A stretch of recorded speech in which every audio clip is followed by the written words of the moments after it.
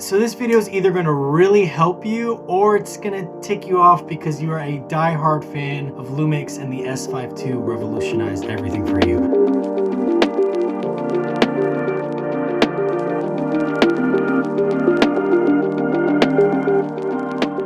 For me, it's one of my favorite cameras. It's actually my go-to camera and I choose to use it over my Ronin 4D, over my Ursa G2, over most of my cameras because it's just easier to use and has an incredible image quality.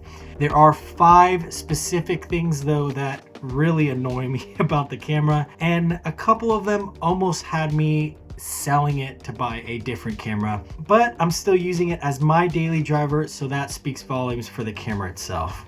I have a couple videos on the channel already talking about why I purchased the S5 II, the benefits, the cons, a lot of these different things. So I'm not going to go deep into that, but there are a couple of quirks that I've realized over the span of the year using this camera that I really feel like I need to address. I'm not really looking to waste any of your time, so let's just get right into it. The first quirk is the position of the HDMI. Basically makes it unusable to see what you're actually filming when you're using an HDMI cable. Mind you, if you're using an HDMI cable, that probably means you're using an external monitor. As you can see from my setup right here, I have an external monitor. It's like super disorganized and weird, but I have an external monitor that I can see my image. So it's blocking, I guess, a side view, but it still shouldn't be there. It makes turning the monitor, flipping it in and out really difficult and gets in the way. And in my opinion, was just a poor design choice. All right, let's rapid fire these. Number 2 is actually directly related to the HDMI. And if you're in any Lumix groups whatsoever on Facebook, you probably heard of this already. And that is this weird HDMI lag that I think is really annoying, especially if you have the S5 IIX and you want to record B-roll, because the only way to get rid of this is to turn off audio through HDMI.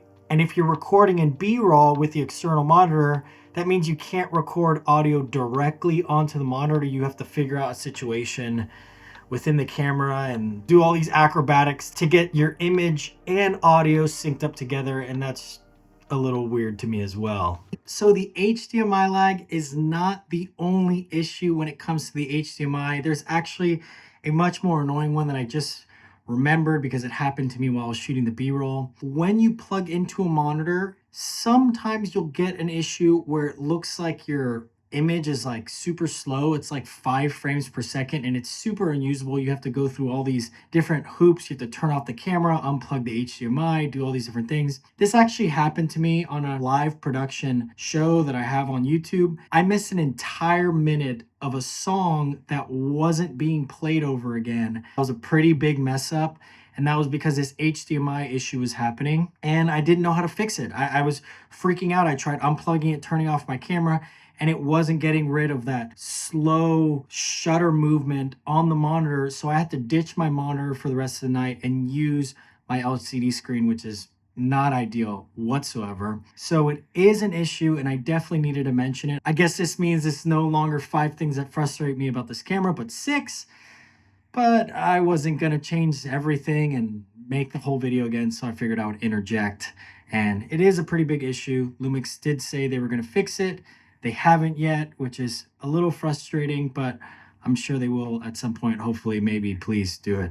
Mind you, these aren't large issues, but they're slight annoyances that really didn't make sense to me. And I'm just bringing them up because if you haven't looked at a Lumix camera or the S5 II and you think, oh, it has autofocus, I can replace different cameras and all that, it's good to know these things before making your buying decision. It might not change it. It might not make you say, I don't want the camera in general, but it's good to know them. One of the issues that I'm going to be talking about in this video might get you to completely look away from the S5 II, and I'll be talking about that at the end. The third one's not going to affect everybody, but if you do shoot anamorphic content and you like to monitor your image on a bigger screen and not this small, tiny LCD screen, your image is going to be smaller. What I mean by that is that the camera doesn't send a de-squeezed image through the HDMI signal, so the sides are cut off as if it were an open gate shot, and your image that you're monitoring is actually really tiny. This is really annoying because one of the main reasons why I bought the S5 II was to shoot anamorphic content because it had full frame open gate. And when using a 5-inch monitor, the image on that monitor after doing all this processing and not actually sending a de-squeezed image through the HDMI cable is basically the size of your LCD screen. Mind you, it is bigger, but it's not that much bigger. So all that monitor real estate that you paid for is not being utilized. A solution to this could be that it actually de-squeezes the image in camera so that when you send it out via HDMI, it's already de-squeezed. This would also mean that your image is de-squeezed in post, which would save you time in post. The Blackmagic Cinema Camera 6K does this within the camera, and it makes my life much easier. In defense of this camera though, I do think I'm selling the Cinema Camera 6K just to buy another S5 II because I like this camera so much. I do find that to be a very important point. The best camera is the one that you'll actually use and makes your life easier, and it just so happens to be this one. Speaking of cameras I don't like, I just made one on this Osmo Pocket 3 and it broke on me today. Like actually broke on me, and I don't know, we'll see what DJI does, but this is crazy. I just bought this thing and it's broken. The fourth quirk I want to talk about in this camera is the moire issue. It is there. It doesn't happen all the time, but when it does, it's pretty annoying and is almost impossible to fix in post. I can already hear the comments of people saying, yeah, the S1H is so much better and the S5's image is miles better than the S5 II. And it really isn't, guys. It's not that much different. Yeah, the S5 II is slightly sharper, but in my opinion, the colors are better in the S5 II.